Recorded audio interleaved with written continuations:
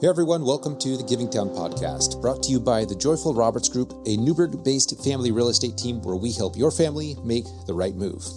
I'm your host, Daniel Roberts, and today I'm sharing my recent conversation with Dave Parker, Superintendent of the Newberg-Dundee School District.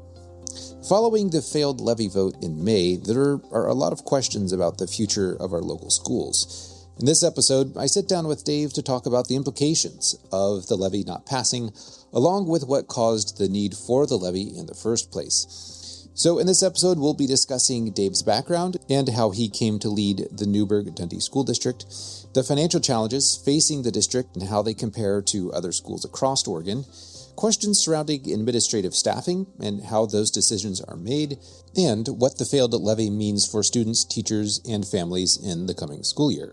Then from there, we're going to discuss the future of the school district and how it plans to continue giving students a great education. So whether you're a parent, a teacher, or just a community member who is interested in the future of local education, this important conversation will help you understand some of the challenges and opportunities facing our schools in Newberg today. All right, Dave, well, thanks for joining me today. And I know the main thing that is on everyone's mind listening to the new episode about the school district was, what happens now that the levy didn't pass? And we'll get to that. But first, I just want to say, one, thanks for joining me today. It's great to have you here. And let's start with some context about where we are today. Obviously, everyone knows there's been some challenges with the school district over the past several years that led to where we are today. So can you share the context of where we are, where you fit into the picture, and then kind of just paint the picture for people who don't know exactly what's going on? Sure. I'd probably start with this whole idea that I've been here now 1.75 years, I think, as the superintendent, but I'm not coming new into Newberg. I first served it with Newberg from 2012 to 2018 as their assistant superintendent. As the assistant superintendent, you're kind of involved in all things that are happening day to day. So HR, nutrition services, discipline, things going on at the school.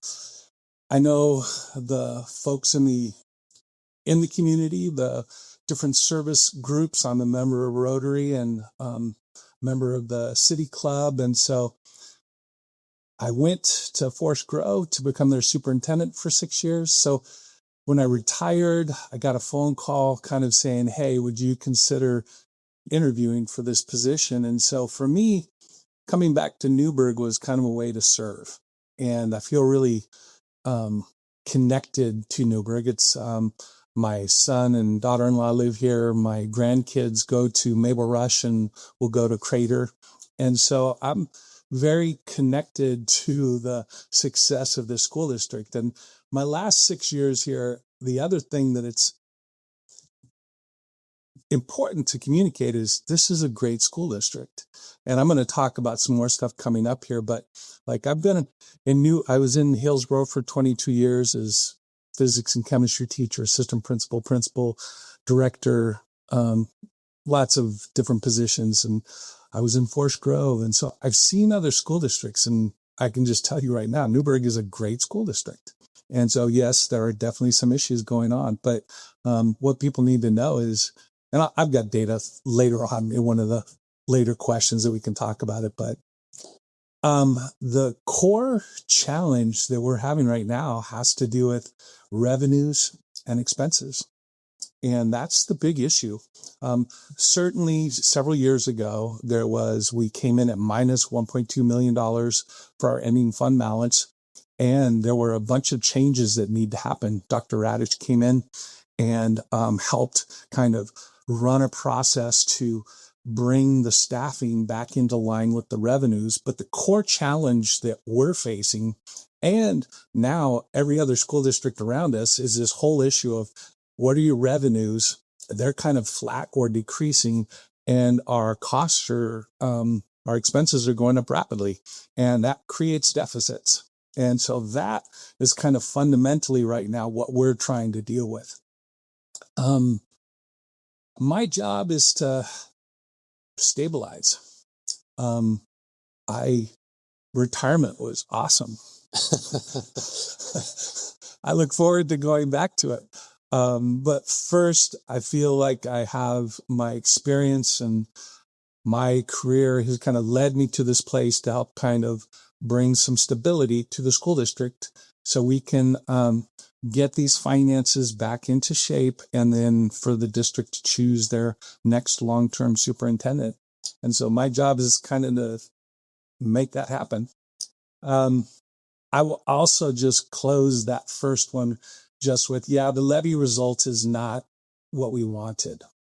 But I'll also just tell you that our commitment doesn't change. I have 300 or so teachers and staff out there. And on August 30th, kids are going to show up at school. And we're going to do what we always do, which is we're going to educate them. And so while on one hand, the levy result, that would have made this much, much quicker to kind of stabilize and get us back to a place where we're thriving, we're still going to get there and school's going to be fine. And we're going to, I know there's some more questions and we'll talk more about that coming up, but I just wanted to, end this thing with, I have lots of hope moving forward. Yeah. And I had the opportunity to listen as you shared both to City Club and at a Rotary, and you had some nice charts that we'll find a way for people to get a hold of those at some point.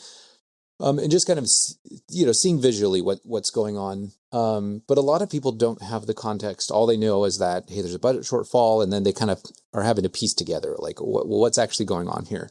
Some of those things have, some of those errors have already been corrected. Maybe some haven't.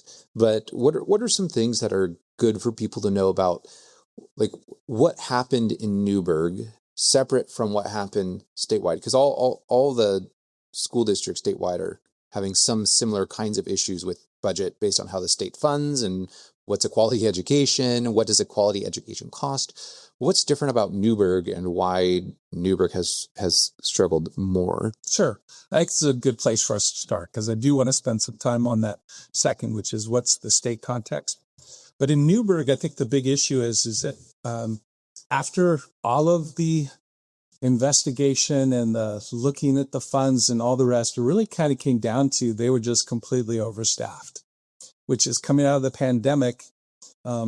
There was an opportunity as federal funds and state funds came in, extra funds for the pandemic, that you begin to hire into that. And what ended up happening is their expenses, again, I think it's like their ending fund balance was something like $9 million in that year. The year before, they started the year with like 9 million, and then they they started the year at 12.5% ending fund balance, and then they ended the year with -2%. And what year was that in? This is 2023-24. So This is the big year where all the controversies came out. And you see, the way that happens is 79% of the school district's budget is staffing. And so, like, if you're going to lose that much cash, it means you have way too many staff for the revenue that you have coming in. And that is the big mismanagement piece of that, is they just didn't understand. And I haven't asked them, so I don't know this. I'm making interpretations here, but they just didn't understand how overstaffed they were. When I left as part of HR in our business office, there were many systems in place that tell you when things are not going the way that they should. When I come back into the system a year and 3/4 ago, those systems weren't there. And I know they were there because we put them in. In 2015-16 is when I think we kind of started turning on what they call position control and doing some other pieces like this. So, but that's the basic gist of it, is there was just many internal controls that were no longer there, and then they were grossly overstaffed. There's other pieces. It's not just one thing. There's lots of places where there were mistakes made. Over the last year and 3/4, we worked really hard to turn back on position control, to make sure that there's principals know their budgets, and there's a central administrator's meeting with them to talk about, hey, you've now spent 80% of your budget and it's October. What's your plan? Yeah. how are you going to, so Yeah. there's more interaction around what these budgets are happening. We're working on we've got most of the internal controls back. We're working real hard to make sure that our users are intelligent users of the system. But that's the basic gist. But there's another piece out there and that I also want to talk about, because I think it's probably the more important piece now. Certainly that was a unique kind of critical moment in Newberg. But there's a bigger thing at play here, and that's about school funding in general. And that to me is in so many ways more important. We're managing kind of the thing that happened here at Newberg that created this initial low amount of reserves. The bigger problem is really about K-12 funding as a whole. I don't know if you want me just to start moving into it. Yeah, go ahead. Yeah, so this kind of goes to, that was Newberg, but also now how does it compare statewide? Because every school district, when you look at funding and kind of expected revenue and where people are at, if I remember right, there was a chart that showed maybe Newberg was down more, but everyone was down. Is that right? And so that's kind of what you're talking about. Yeah, it's interesting because, again, I know one of the questions here is around enrollment, and certainly the current funding formula is around enrollment. But really, I want to talk more generally about state school funding. Yeah. Because the fact of the matter is look, if everybody in the state loses enrollment, they're still going to deliver whatever the state school fund is. We just get more money per student. So enrollment does have an impact, but it's not the only player here. The bigger issue for us is in 2003-05, we made up 45% of the state school fund made up 45% of the general fund. So, and in the state constitution, it says pretty clearly that the main function of the state government is to fund schools. And the word that they use is sufficiently. And that's a really interesting word, because of sufficiently can mean a lot of different things. Our funding over the last 12 biennium, of the chart I'm looking at here, ends in 23-25. So basically there's 11 biennium budgets between there. And our growth of the state school fund is 238% over 20 years, which seems like a very, very large number. The state's general fund, though, has risen 305% over that same period of time. And so what that means is basically currently we're at 27% of the state budget in this biennium. So we went from 45% 20 years ago to 27% now. That's a change in priority. The other thing that you have that comes up here is in 1999, the legislature, after the passage of Measure 5 and Measure 47, where we kind of changed the way Oregon legislature funds schools, they created a thing called the quality education model. And this was created because they wanted to know, well, how much does a quality education system cost? And specifically, it's this word sufficiently, which is like, how much money do we need to invest to have a quality education model? And the way that they did this is they figured out, well, okay, how many first through third graders do we have? We're going to use an average class size of 20. Grades 4 or 5, average class size of 24. For the secondary grades, it's 22 for middle school and 21 for high school. Those numbers those are actually very normal. Those are excellent class sizes. So the Oregon didn't choose numbers that were just like totally low. Those are actually very adequate class sizes. So then they use these numbers, they figure out how many kids are in a school, how many counselors they need, how many administrators for a quality education system. And every biennium, they calculate an amount. And what I can tell you is over the 12 biennium, they have never funded quality education model. And even if you don't totally agree with that model, what you can agree is they never funded anywhere close to it. Mm-hmm. And that is part of the issue that we've seen from 2000 to about 2011, 12. We were cutting every year. In 2008, with the housing crisis, we made huge cuts across the state. In my career of 36 years, I only know, I was riffed, almost riffed my very first year of teaching because of Measure 5. I was one of the folks who was riffed and then brought back. And so my whole career has been around disinvestment by the Oregon legislature.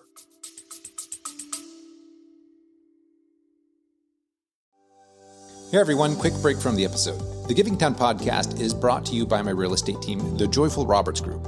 We're a family-run business located in Newberg, and we are passionate about serving and advising our clients at the highest level possible. Our goal is to serve you with excellence, get you the results you're looking for, and help you enjoy the process. If you've appreciated this podcast, the best way you can help us out is by introducing us to any of your friends and family who are thinking about buying or selling a home anywhere within 45 minutes of Newberg.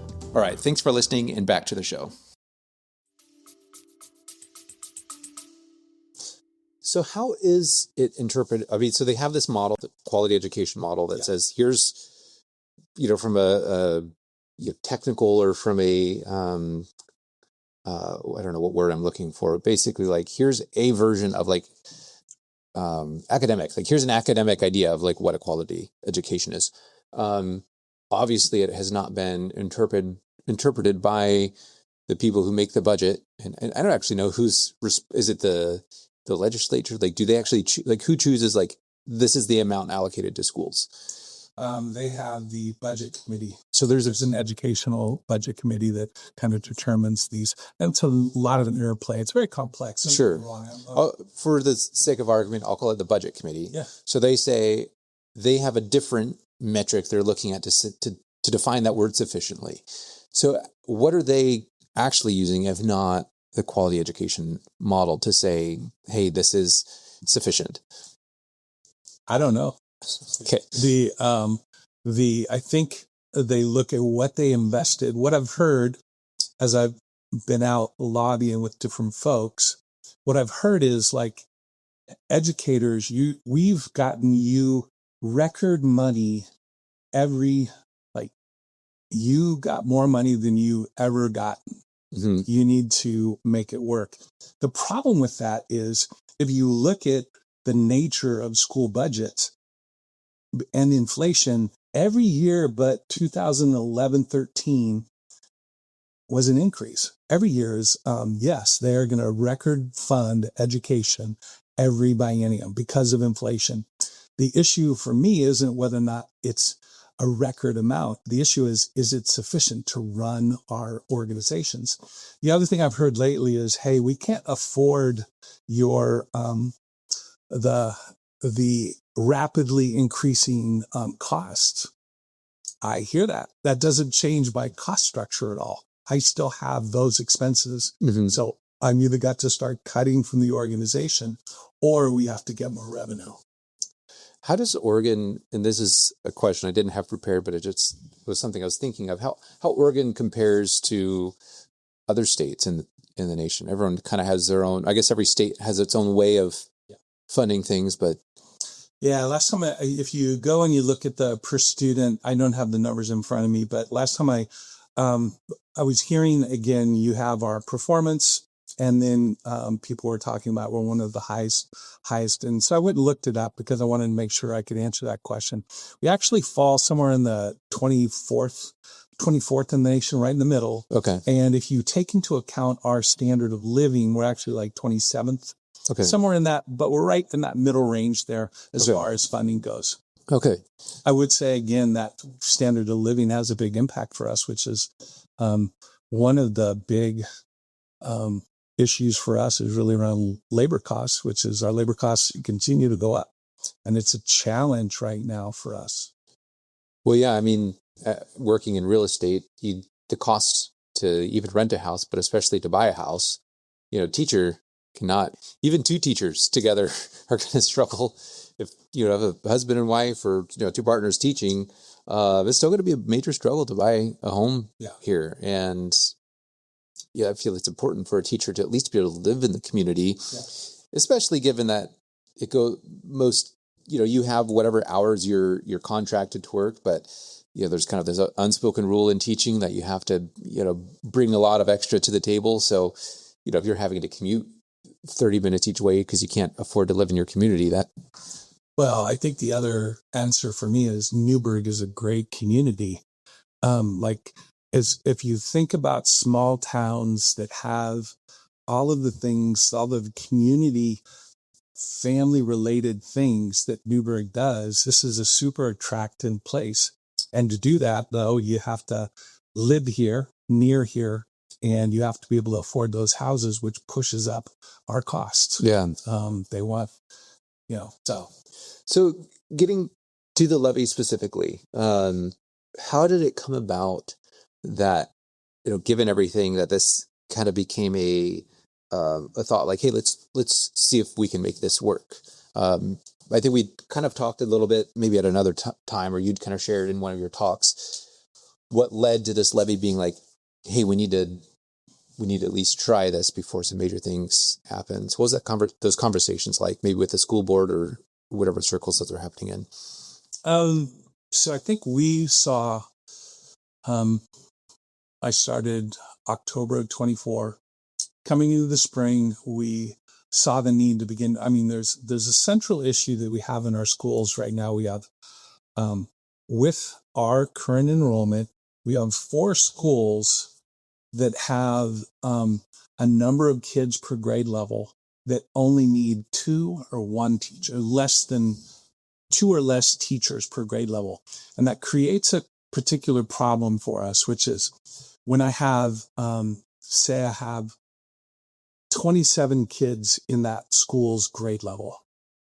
That's 1 class. But I get to 32 kids and now I have a choice. I either have to I have to add a teacher, which now makes it 32 would be 16, which is too small, or I have to leave it at 32 or more. And that 4 of our schools kind of had this small cohort problem. And so at every grade level, you've got either this number of kids that is going to take 2 or 1 teachers. That creates a little bit of a problem for us, because once they get over 30, that's not good for an elementary classroom. So we would add a teacher. If that's not budgeted, you would normally use your reserve to kind of buy that year, but we don't have any reserve. So we got into this thing where we had to start looking and saying, okay, we need to figure out how to solve this problem. One of those ways would be to look at boundaries. So we've sat a boundary committee, and the boundary committee began to find out pretty quickly that there's not a good way to just move boundaries and to solve this problem for us. It's at that time that we began to look at some school closure pieces. And in the end, the conversation that kind of happened is we wanted to give the community a voice to be able to say, no, go ahead, we're going to do this levy. Many other districts, Beaverton, Sherwood, Tiger Tualatin, Portland Public, Corvallis, Lake Westland Wilsonville. A bunch of districts had used this to basically improve the class sizes. So that was a conversation, and we, again, put it in front of our voters, and they spoke. Yeah. One of the things that I'd mentioned before we started, and you'd talked about the chart where one of the big problems is 2024. Yeah. I think that it was when there was all those administrative positions added, there's an overhiring. And, this is just anecdotal, but online I saw a lot of people saying, well, yeah, there's way too many administrative positions. Those need to be cut. Why would we do a levy? Not understanding that those positions had been cut, and that kind of led us to where we are today. And I think you made a good point. You said, well, in a sense, it doesn't really matter because the people spoke anyway, and that's what we got to do. But just kind of share, where your thoughts on that? Yeah, so I saw that Facebook post too, which it was basically saying is 2018-19 to, and again, the numbers they were using were actually about 1.5 years behind, because the state collects our class size data 3/4 of the way through the year. So by the time it actually comes out at the state, you're already a year behind. Okay. But the basic gist is they used 2018-19 and then compared it to, it was 2024. I think it's 23-24 was the year they used. But that's not the thing. They cherry picked the comparison year, which is 2018-19. That was the year that we ended with 0.7% ending fund balance, and we did a reduction in force in September, and we cut teachers, we cut administrators. Basically, in the last 13 years, it's the only year that was low. And so it's like you're using that year as your before picture is like comparing your weight after the stomach flu. It's like, it's not a fair comparison. You could have used any other year between 2013 and 2019, except for 18-19, and you get a totally different story. The story and I picked 2017-18 to compare with. It's the year right before the one they used. You could use the one right after. You're going to get very much the same results.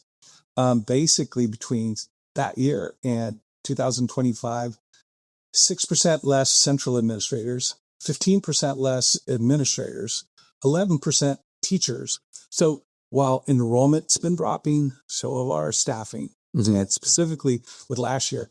This year, we're going to be even lower. We cut another 25 licensed to administrators. So yeah, they didn't really, it wasn't a very good comparison. Yeah. By picking that year as the comparator was not really a true thing. Yeah. So, obviously everyone in the district had been hoping the levy would pass, but, we found out the results, it didn't.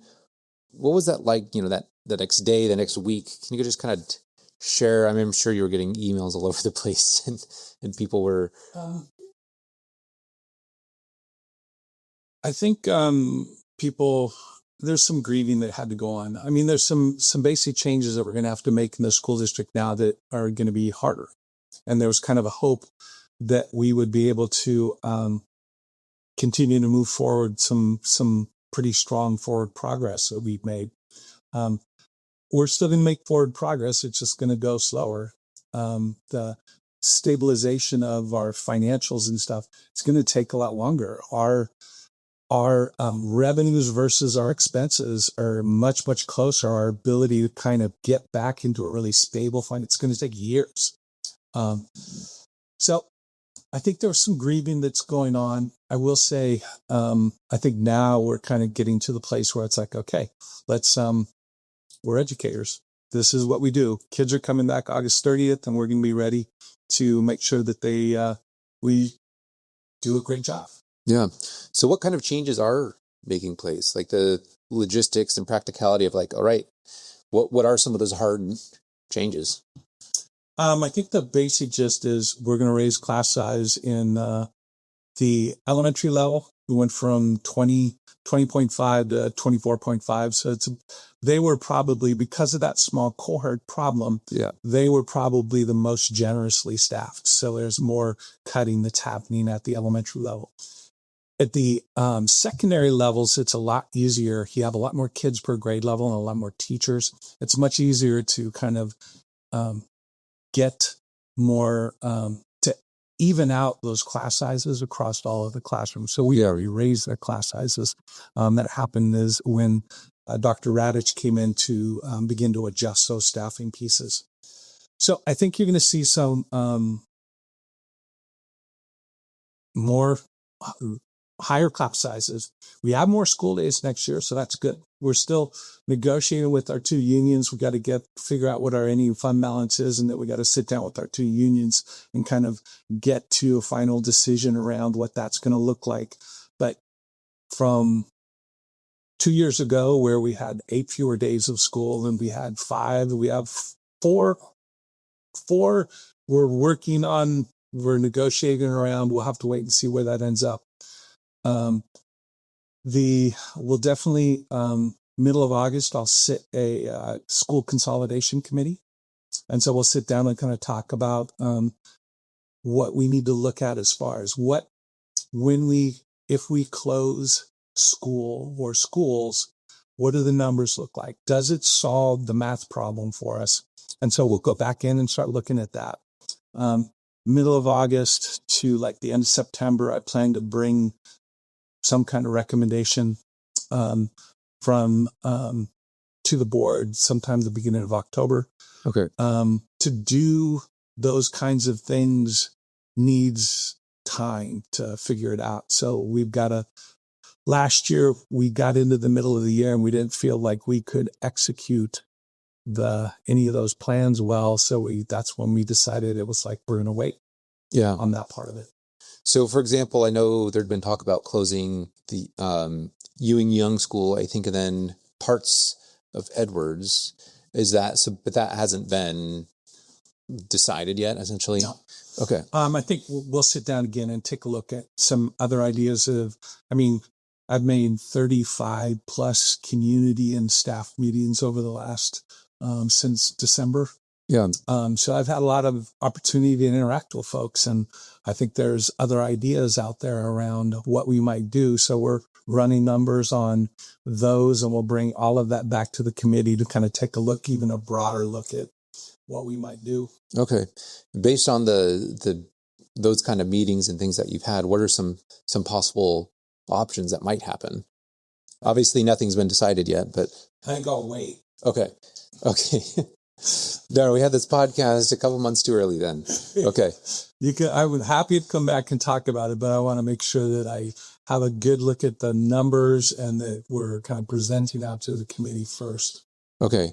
Is there anything that you are able to share about people who are, and I guess maybe it's too speculative at this point? Is that the issue? It's just it's a very emotional process for folks. I want to make sure that I follow and do it in a way that's respectful of everyone. Okay. Because people feel very strongly about their schools. Yeah. And so it's not something that we do lightly. I should also just mention here, these school decisions are really big decisions and bigger than most people realize, because in schools, every 10 years I have to create what's called a long-range facility plan. And it basically lays out for the next 100 years when buildings need to be replaced or refinished. And we plan for 100 years. And so we have a problem right now, 2026, but 40 years from now, we have to be thinking about what will this community need? And schools are, so in my career, I've had the opportunity to be involved with some building projects. I was one of the planning team members for Century High School in 1997. So I got a very in-depth look at how you build a 2,000 student high school. I actually did a lot of the technology. My part was the technology. So we were wiring closets and doing all sorts of fun stuff. 2007, I was made principal at Thomas Middle School, and also the planning principal for a new middle school there, South Meadows. In Forest Grove, part of our long-range facility planning, we started looking at what would it cost to replace a middle school. In 2010, South Meadows cost $31 million. 2023, the quote I got for a new middle school of the same size, $125 million. So over 16 years, it's like quadrupling the cost. Right now, the community, you own these schools. And so if we, one of the decisions we have to think about is 40 years from now, are we going to need another school? And if we do, and you already own one right now, all you got to do is pay to keep it up for the next 40 years. But building a new school, the current Forest Grove, we opened a new Cornelius Elementary School, cost, I think, $58 million, $60 million. So 40 years from now, or even 20 years from now, it's going to be $240 million. So again, you start to look at these things. So these decisions that we have to think about right now, because we got a problem here, could have disastrous consequences 40 years from now. And so in thinking about this closing of schools thing, we have to think about a lot of different things to make sure that if this is the decision we're going to do, that we've thought about this. And so it's a very weighty decision as we begin to talk about this. It's not just as easy as close that school and move those kids over there. It's so much more impactful. Where can people learn or follow what's happening, as decisions are being made? What's the best place to, say you said it'll be October when we'll start running. I think sometime around the middle of August, we'll have a committee meeting. We're working with the schools. We're expanding the number of parents and the number of folks that are involved in providing us feedback. And then we'll come to the board sometime the first board meeting in October and begin to present to them what some of this is. That would be another place for folks to watch. We'll also, with the committee work, we'll put on our website a place that they can go that will put in the minutes. We'll run some, you'll see the presentations, you'll start to see the information coming out there. Yeah, and I think it is, with any of these things, the ramifications of a decision are probably much bigger than most people would think at first glance. And you can't be, I'm sure, you're I think I have a very level head about this, but you can't make emotional decisions. So there's a lot of people who may be very attached to a school, but you also have to, one way or another, make the budget work. Yeah. And there's going to be emotional decisions, and it's, the result of the levy not passing, means more, it was going to be hard one way or the other. Yeah. Either it's going to be hard because you're paying more property tax, or it's going to be hard because, there's just really other challenging emotional decisions that need to be made.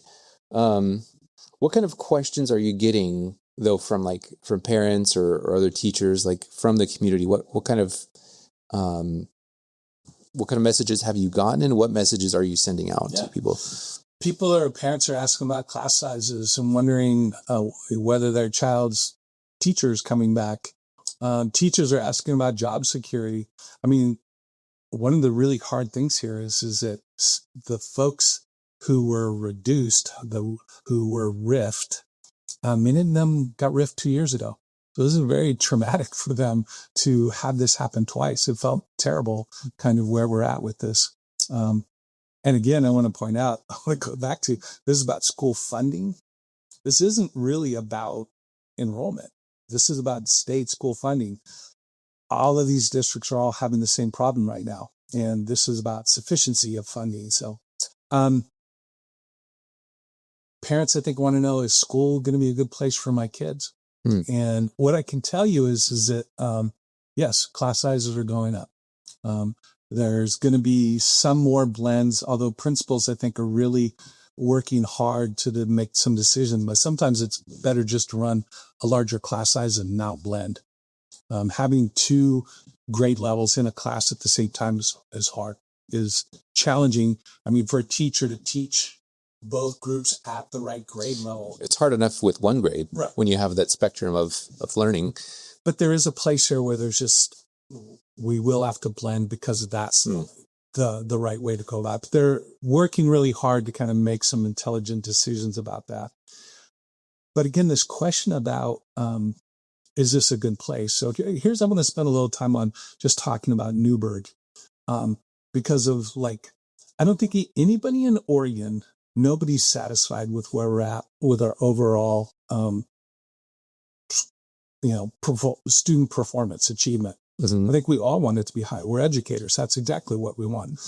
But I do think you need to have a little bit of information so So Newberg, it was funny because one of our neighboring districts just sent me a spreadsheet a year ago with the legislature. There was a big accountability bill, and I'm all for it. Schools need to be accountable. They're measuring K2 attendance and third grade math and eighth grade math, and third grade English language arts. And they have a series of measures they're going to use for all districts. And then they also said, hey, we need, if I'm going to hold Newberg accountable, I need some comparators. So who are the comparable districts for Newberg?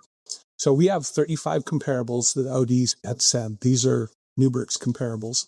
So in third grade English language arts, we're second out of 35 comparables for our performance. Eighth grade math, we're second out of 35. K2 attendance, we're sixth out of 35 comparables. Our overall K-12 attendance is eighth out of 35. Graduation and completion rates were well above the state standard. We're trending up. The high school's doing really well. We're working there's some areas of our Chehalem Online Academy and our alternative school Catalyst. We're working on kind of retuning those systems because I think we can help more kids get to the finish line.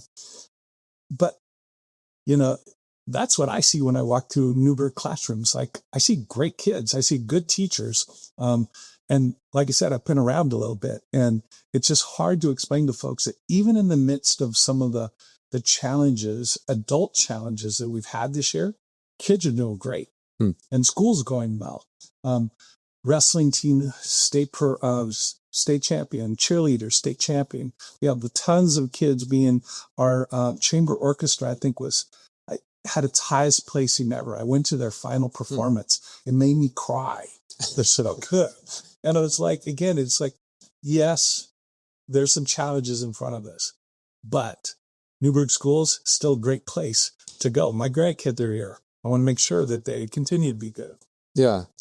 What do you think about like people as they look at all this stuff and are looking at options like homeschooling and private schooling? What is your perspective on that? So I'm a public educator. I will do my best. I know we have some programs where we're trying to help homeschool parents with opportunities that will enhance the kids' education. But it's hard for me to we have kids coming to school for 6.5 hours of direct instruction from licensed master teachers. I don't see how you can compete with that. And there may be some families who do just fine with it, but I don't think that's the average. And so I'm always going to want folks to get back into, get their kids into school. And I don't really, I know we have folks who choose private over public. I'm fine.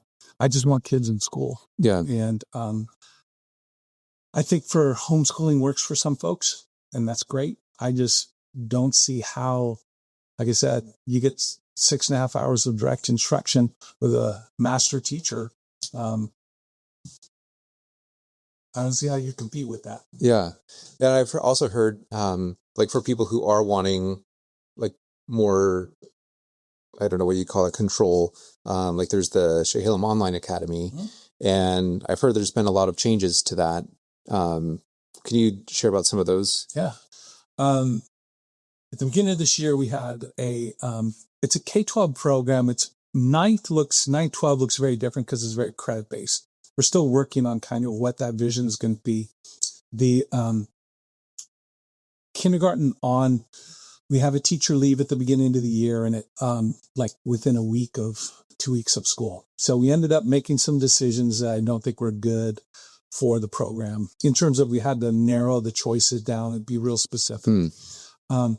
In spending a conversation with parents and with educators who had been associated with the program in the past, parents were looking for a lot different experience.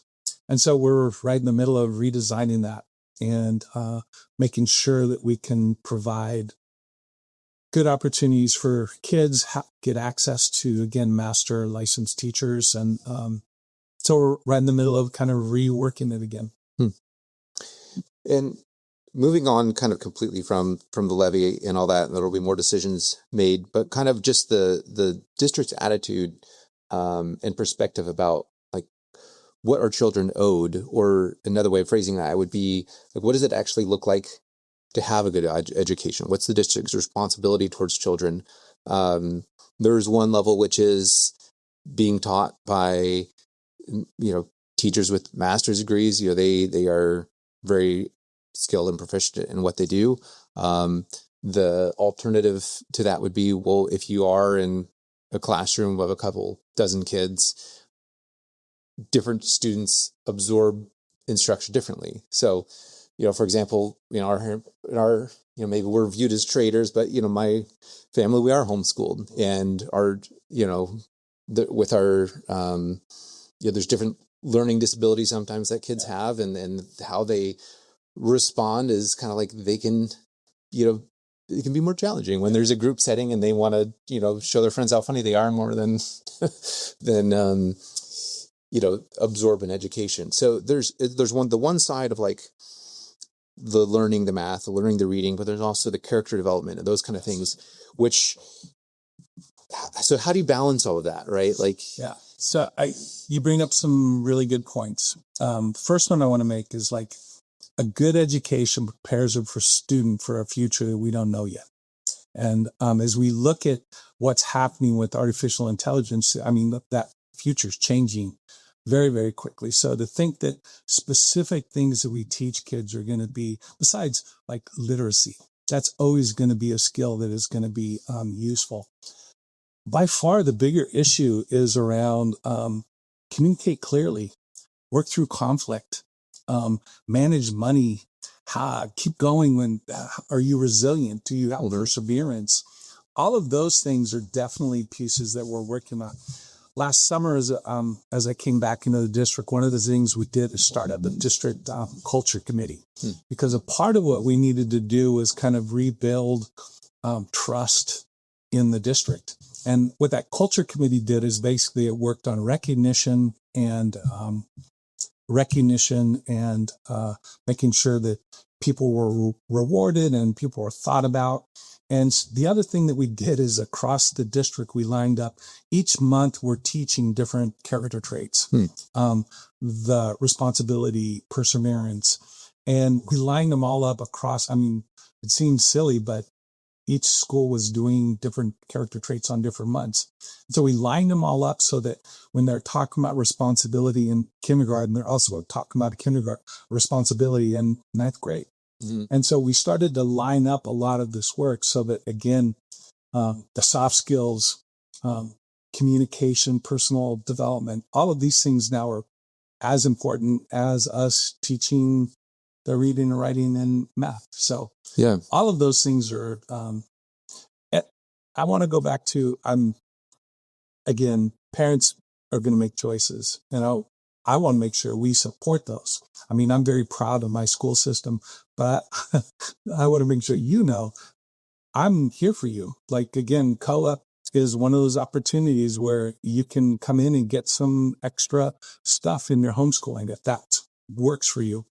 We want to make sure that we're meeting the needs of all kids. And so that's part of our so I know I sounded a little insulting. I didn't mean to. No, but it is challenging. It is the conversation we've had is when our kids are definitely not getting 6.5 hours of direct education, especially, and there is an element of like, well, and I think a lot of parents feel this way, is I want to be the one instilling values into my children. I want to be the one, I want to do it in my way. And the focus becomes much more heavily on communication, resiliency, conflict resolution, which are very difficult things to measure. Like, for math, for reading, you can do assessments and you can decide, like, how do you measure resiliency and how do you measure conflict resolution, which, as a parent, it's hard enough to know, like, are these lessons actually sinking in? Because I've had to tell my child the same thing over the past year, probably, 100 times. And are they actually catching on to any of this? But as a school, like, how do you, like, know, like, are we actually teaching this effectively? So, yeah, really interesting. So we did some climate culture surveying this year, and again, kids, we go out and ask some questions. That's part of it. Okay. And so one of the last things that we, about after the levy, so that was May 19th. So it would have been somewhere around May 30th. It was like a couple weeks before school was ending. We sent out a survey to all staff. And what the survey said is, name something that we're doing better today than a year ago. And then the second question was, name something that gives you hope. And so the answers from our staff were really interesting. So in the first question, what are we doing better? They talked about communication. Over 50% of the folks had communication, trust, and transparency as kind of some things that we're doing better this year. And we worked really hard at like last summer, I had a conversation with principals around, we need to show the insides of our classrooms to our community. And so I need you on social media to be pushing out, what does it look like? What does it feel like to be in school? And they did a great job all year long, because 2 or 3 posts a week. Really worked hard to, again, let people see inside of our school.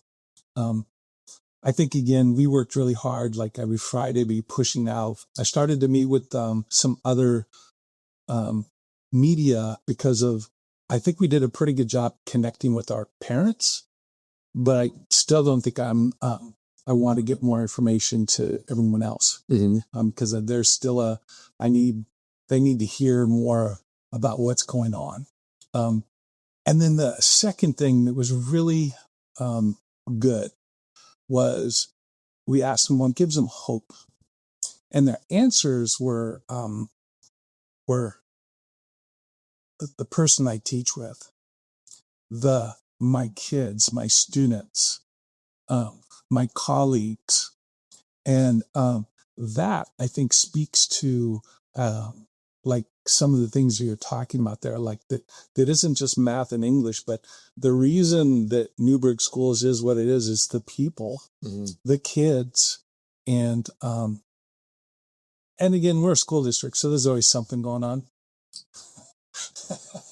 But it's just hard to explain to people how good. There's so many caring adults in this town. Even when we had our money problems, and I came back in, what was really noticeable, just how many people gave their time, their money. It's just a really, it's a very giving town. Yeah, exactly. Exactly. When I left here in 2018, I would have told you that the things that stood out for me were like community service and like the value that has in this town. And I think it's still here. I think it's still a part of, this. Yeah. Trying to provide a community service by talking to different people in the community and what's going on. I think that's important. Yeah, and it is encouraging, and I've heard from multiple people that same thing is, despite what's going on at, like you said, at the adult level, students are still having a good experience in the classroom, and I think that says a lot, just about the leadership and the people who are involved. So one, thank you for your part on that, because I know there's been some tumultuous leadership in the past for one reason or another. But having someone who can bring stability and kind of add that transparency and trust, I think is really important. Something I'm fascinated by, and you kind of briefly mentioned it, is how, let me check how we're doing on time here. A few more minutes. How, AI is transforming everything, and a lot of it is unclear. As I mentioned, I think before we started, my degree is in mechanical engineering. And you learn a lot about math, and you learn about exponents. And a lot of people don't think about exponents. And what I think about that is like, okay, if we're, say, for example, at a doubling pace with how AI is transforming the labor market and all these other things, it kind of reminds me of COVID. Like February, early March, most people were kind of like, whatever, like these people freaking out about this silly thing. And by April, it was a big deal. That's like, and I'm thinking there's a lot of things we're kind of in that like early March stage right now. I think with AI, it's not just a chatbot. It's actually getting to the point where it can start doing some really meaningful things, to the point where the government put export controls on the most, one of the latest models to say this is too dangerous for anyone who's not a U.S. citizen to use, because it can hack any software out there, basically. So, I think students now, this is my personal opinion, I want to get yours. Students now, I think, are going to be okay, and I think there's time to develop, like, what are some of the things that we need to teach. I think high school seniors who are going, like, they're trying to decide what career path should I choose that isn't going to be obsolete in 4 years when I graduate college. How do you prepare students for that? And I've actually, Principal Brown, should be spacing on his first name right now, but Mark Brown. I'll be interviewing him actually in a couple months, kind of go more on that. But I want to get your thought of, like, how do you prepare students for an unknown future? So I would say a couple of things. One is that we've been talking about this. And I mentioned it earlier, which is we're preparing for kids for a future that we don't know. Yeah. There's a great video that came out just talking about the fact that, they named off a bunch of careers that kids are going to be going for that don't exist right now. And I can't remember the whole video. It was a very inspirational video around how we're educating.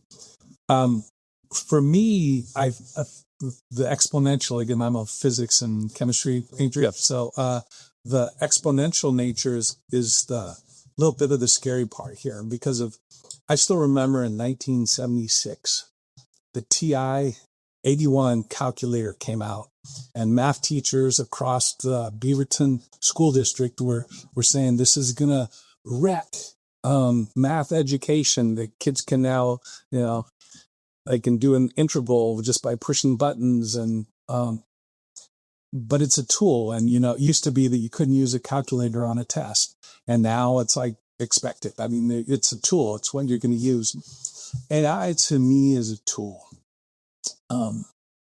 Each generation of educators has had this. What's different about AI is that exponential thing, because it's going so fast. And certainly we're dealing with like when and how kids can utilize this. So I had dinner last night with a family friend. He just got back from his first year in Oregon. And we got into this discussion about AI, which chatbot he was using, and then specifically what was he doing with it. And you get to this place where, like, he had super creative ways of like test prepping. Is he asking the chatbot, give me 50 questions of X, Y, Z, and then it's spitting out test prep for him, and he's asking questions, and he's doing. That's like where I see AI at its best. Now, at its worst is going to be when the kid says, write me an essay that does X, Y, Z. And so it's like, I think in education, we're trying to figure out, okay, how do we have more of those experiences of them utilizing this really valuable tool? And how do we eliminate these other, it's interesting too, because, it's like from the time I was in school, 1981 was my graduating year, through the next 40 years, there's been a movement of, like, when I was in school way back when, we didn't have a whole lot of homework, right? It wasn't, there was some, but it wasn't a whole lot. And then you had kind of ramped up through the 90s and 2000s. And now if you send a kid home with homework, who's doing the work? So, like, as a teacher, if you're, I think we're going to see a lot of the skills. When I'm assessing a kid's skill, I think a lot of it's going to need to be in class, where I can watch and I can see the student perform the skill that I'm looking for. I think if you send them home, you have to assume that there's some help you can have there. So I don't think so I think it's going to change kind of how we do, but it also, with that same notion, kids could go further and farther. Yeah. Like, again, in that homework kind of situation, you could be expecting a whole new level of work from that student. Yeah. I think the question is, how do we utilize this tool in a way that's useful? Yeah. And are we going to have guardrails on Yeah. because it's going so quickly that that's, I think, as a educator, what I'm trying to get my head around is how do we manage this when it's growing so quickly? Yeah. And one thing I think about is what are the skills that are needed when you look 100 years ago? The main reason for math and writing is like, okay, you're working on a farm. You need to know if you're buying, 10 bales of hay, if you're paying $1.50 or you're paying $1.69, which is more. Yeah. Whereas now, I think the question is, what are those skills to be developed now? Because there's a basic level of math and reading and science, these understanding things, but will the question become, how does a student need to learn to use AI to be effective in the workplace later on? And maybe that's more of a college question. Like that's where colleges and universities need to be more focused on, like, what does it actually look like to develop useful life skills? I think what you said before, the safe ones are like conflict resolution, budgeting, resiliency. Those will always be there. But yeah, it's an interesting. I think so. One of my best physics labs, we're talking about kinematics, so it's speed and acceleration. And nowadays you can buy little add-ons to a calculator that basically, it's like radar, and it'll graph the distance over time or the acceleration. But the funny thing about it is the best lab that I taught used a rain-up, a marble, and a metronome. And because it gave a real physical, when you start measuring distance over the time that it took, that speed, it's a very physical, like you're basically marking with the chalk where the marble is on each click. So it's physical, you understand speed. So when I think about AI again, and then after we do that and they have that experience, and I was like, use your calculator. It's like if we're measuring speed of a car on a ramp, it's like get your calculator out with the vernier probe and watch the graph it for you, and you can now understand what the graph means. Well, AI to me is that same thing. It's like, so how are we going to teach the skills? And then how are we going to have them learn to use the tools? Yeah. To accomplish more, faster, better, that kind of thing. Yeah. I also will say I had a great conversation the other day with a patron, and his question for me was around career technical education. And my brother Mike, in 1978, was a member of a class at Beaverton High School where they built a house. And my brother's was a very smart man, but his interest was in building houses. He already was working basically full time as a sophomore in high school.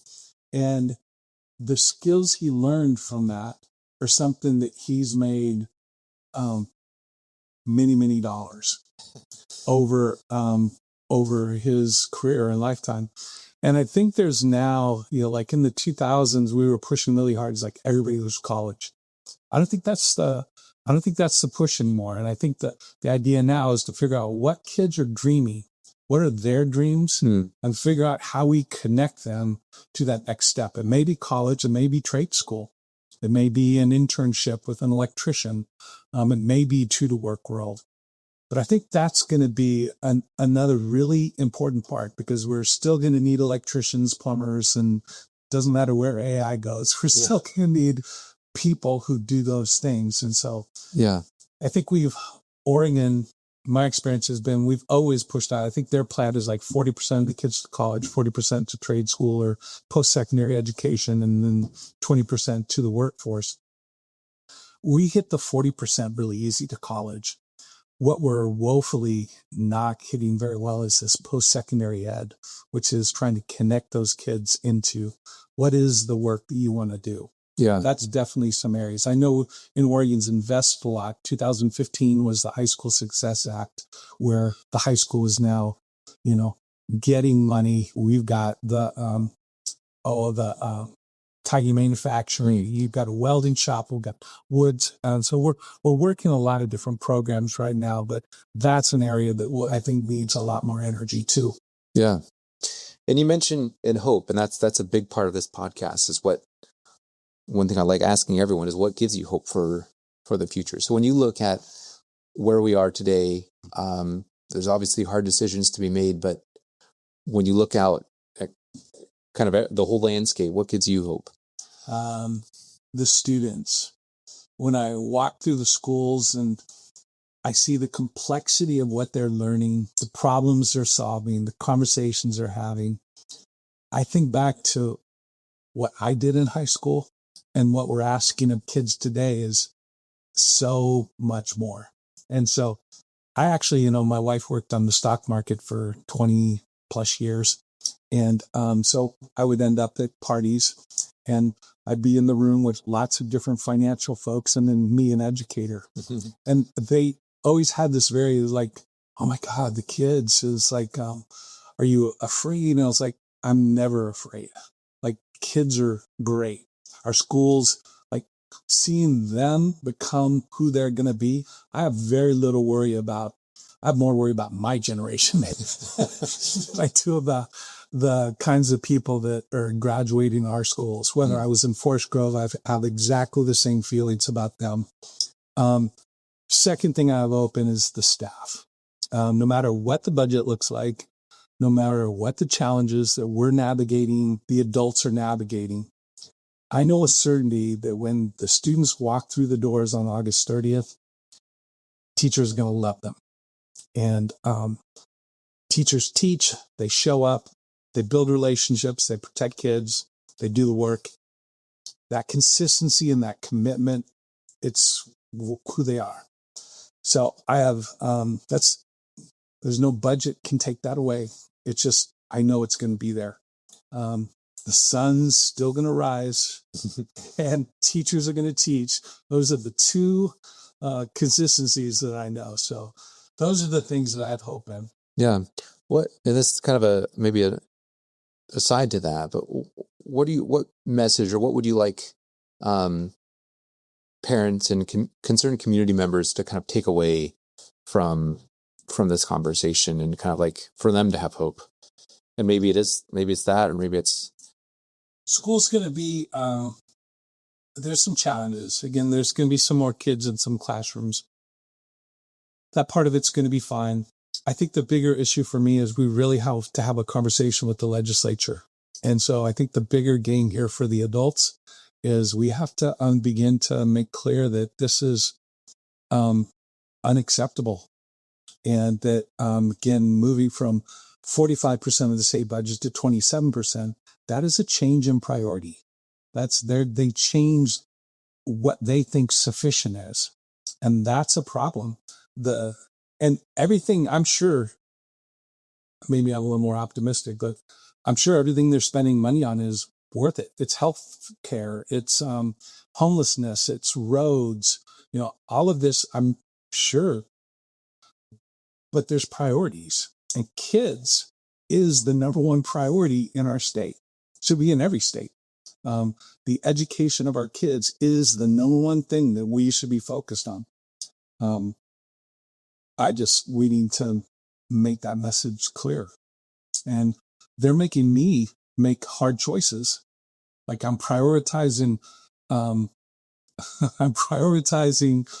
like which people are staying in the organization and which activities are valuable. They're making me make those decisions. Now it's time for the Oregon State Legislature to do the same.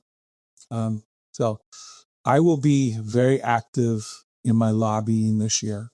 I think I'm going to call on parents to be active with their representatives to let them know what their priorities are, because I know where my priorities are. Well, thank you, Dave. I appreciate it. Obviously, we probably could have had a 3-hour podcast. There's only so much we can cover in this amount of time, and there will be maybe people wishing that we talked about other things. But I think this is really good. I think it's helpful for the community. I appreciate you taking the time, and I know it is a you do have some tough decisions and tough tasks ahead of you, but appreciate your willingness to step in and make those with transparency and building as much trust as possible. I do believe that Newberg has a bright future. I believe the students are still in good hands, and may be challenging, but this will be a good learning lesson in resiliency. Exactly. I hope you enjoyed this episode of the Giving Town podcast. Our mission with this podcast is to provide hope and inspiration to our community by sharing the stories of the amazing leaders here. This podcast is brought to you by my real estate team, the Joyful Roberts Group. And whether you're looking to buy or sell your home anywhere around Newberg and beyond, we would love to serve you. Also, don't forget to subscribe to our newsletter with the link in the show notes, and I'll catch you in the next episode.